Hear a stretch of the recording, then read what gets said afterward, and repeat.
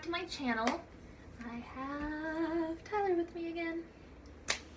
Okay, so I promised you guys I would come back on and talk about the letrozole that my doctor put me on. And excuse me that I look like a hot mess. And excuse that I look like a hot mess. I have been painting all day. He has been folding laundry. I realize that should have been switched, but I hate folding laundry. He doesn't mind it. He hates painting. I love to paint, so we just switched those roles for the day. It was convenient. But yeah, so the doctor put me on letrozole, 5 milligrams, which I'm surprised he put me on that high of a dose, because typically I feel like people start out at 2.5 milligrams. And he just jumped right in and put me on 5 milligrams, and I feel like I didn't really have that many side effects from it. Let me take that back. I didn't have side effects from it as long as I took it with food. If I didn't take it with food, it just made me a little dizzy and gave me a little bit of a headache, but other than that, I was also on 0.5 milligrams of dexamethasone, and I split that 0.5 tablet in half, and so I took half of 0.5 at night. So that made me really hungry, like all the time. But yeah, other than hot flashes and not hot flashes.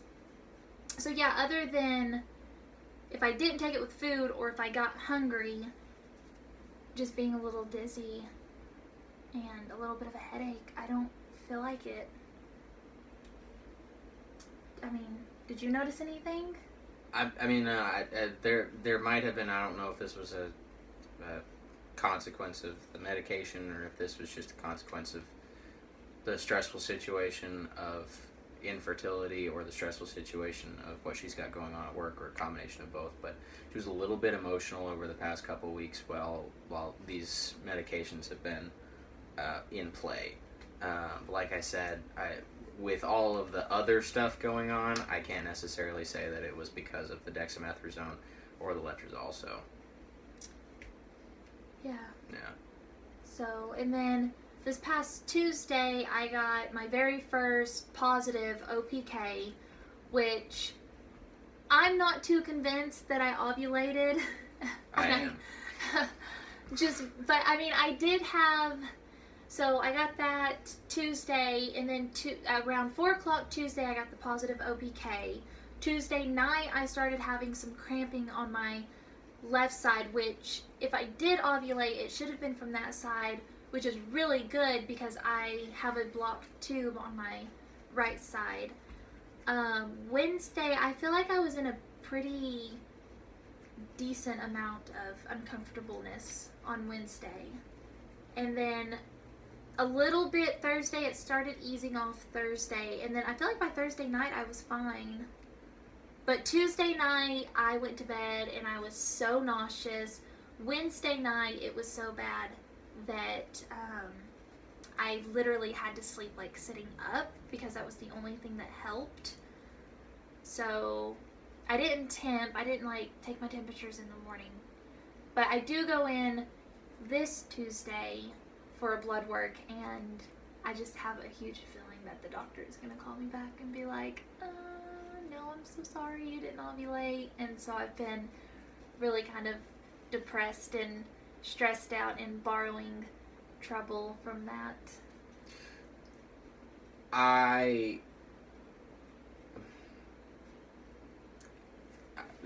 So y'all don't know Karina the way I do, or at least I would hope not.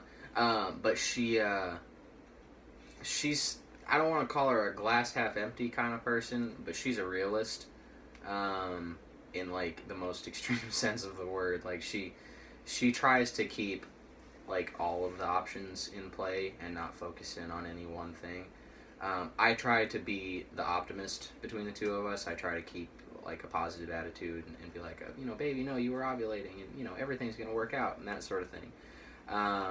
Which you know, can sometimes be helpful, but can also sometimes aggravate what is already an aggravated situation. So,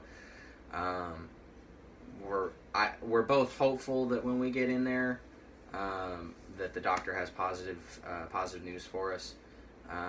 We're both gonna be super excited if that's the case. But we're also both trying to, you know, keep it realistic in that, you know, if that's not how things have panned out for us this month, although I do think that is how things have panned out for us this month, that it's still going to be, you know, something that we go forward with, and that we, you know, try to stay, you know, keeping our heads up and looking towards that next thing that gets us to where we want to be. So yeah. I will say some, I guess the reason why he's more optimistic, right? Mm-hmm. Optimistic about it than I am is because I was on 3 cycles of Clomid I want to say it was around last Christmas. Yeah, time, probably. somewhere around in there. And the very first month I took it, I had a positive OPK. I had the, you know, ovulation pain. I want to say it was on the left side as well. But then the second and third month, nothing. Which I don't know. I guess that could be a reason why he went ahead and put me on a higher dose of this medicine. But, you know, then after that, like, I never have ovarian pain. I never have pain during, you know, canoodling. There you go. Which I guess, you know, and with it aligning so perfectly with, you know, I got the positive OPK, and like the very next day is when most of those symptoms were happening. I think that's why you're so positive about it. But I'm so used to my entire life, you know, I had appendicitis, which is why my right tube is blocked. Well, that's why they're pretty sure my right tube is blocked.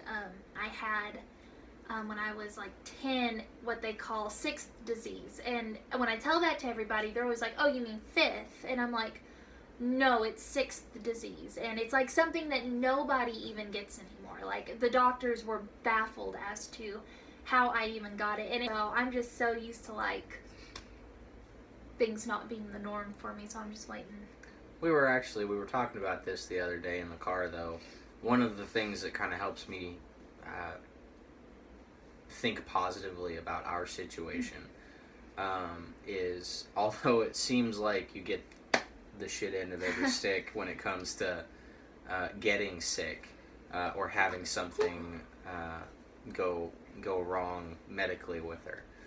If there's one positive thing that we can take away from that, it's that, like, modern medicine, she responds really well to modern medicine. Like, once she actually gets to see a trained medical professional, it does seem like everything ends up righting itself, or, you know, or things end up going in the right direction. You know, now that we know that we've got information about what we think is going on, and, you know, the doctor that we've got in our corner just seems like a super with it, mm-hmm. and, you know, incredibly professional guy. And it seems like he's gonna work with us to make sure that we check every single corner until this is a reality for us.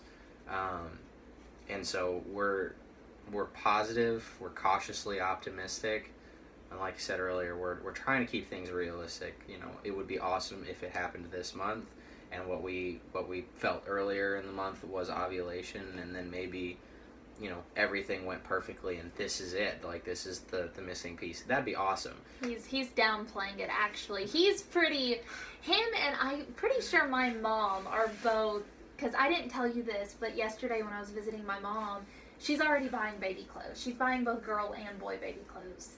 And so Tyler and my mom have already kind of, like, wrote it off as I'm going to end up pregnant this month. And I'm just sitting back here like, oh, you guys are going to jinx me. Don't do that. I would like to qualify, I'd like to go on record. I hope that she's pregnant this month. That's not what you said to your sister the other night. I hope that she is pregnant this month. But for me, I will be happy to hear that she was ovulating, because that is something that our doctor is convinced wasn't happening.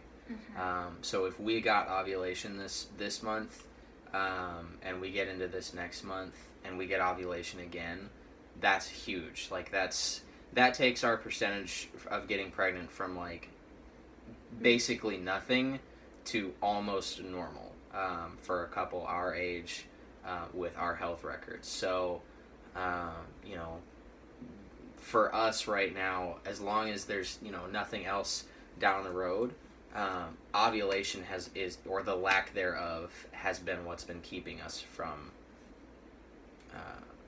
taking the next step and having a baby up in this business right here. So if we're getting consistent ovulation, that's an enormous step for us, and that's something that I'm excited to kind of be able to tell you guys if that's going on in the next couple days. Like I'm stoked about having that. I also information. feel like Dr. Murray seemed pretty confident that this medicine would work, and we probably wouldn't need really anything further as far as like IUI and IVF.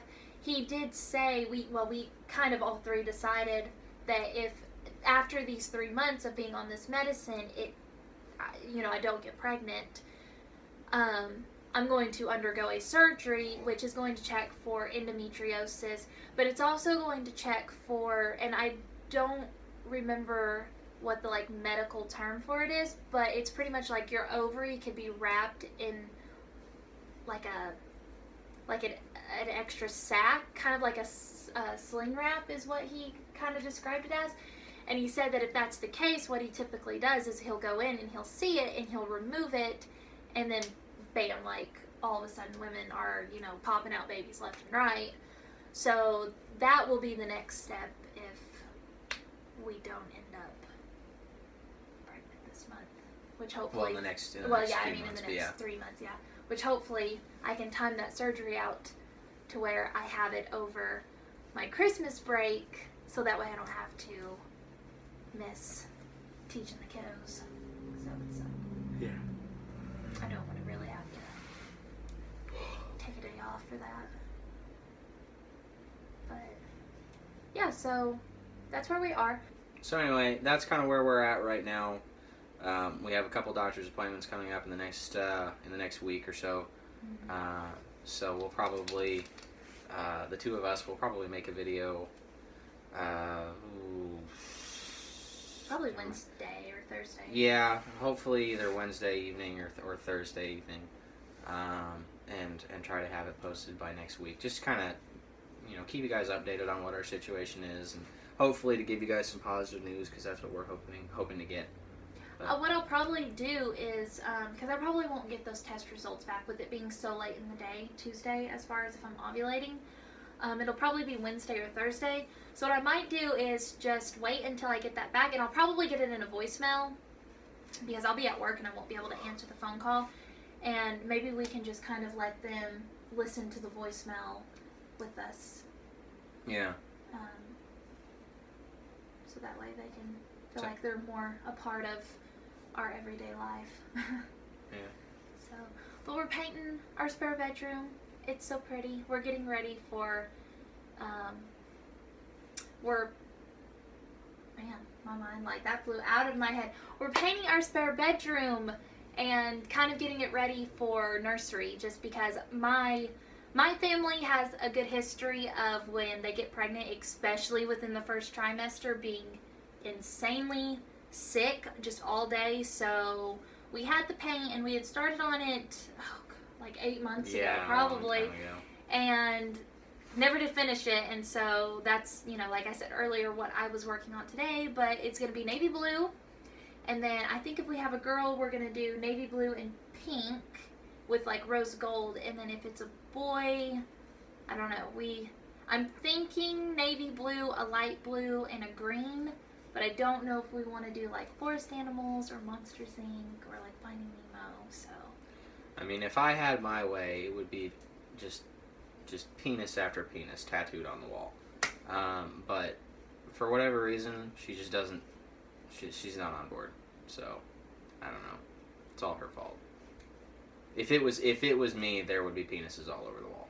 They'd be light blue and green penises everywhere. Are you just getting a kick out of saying that?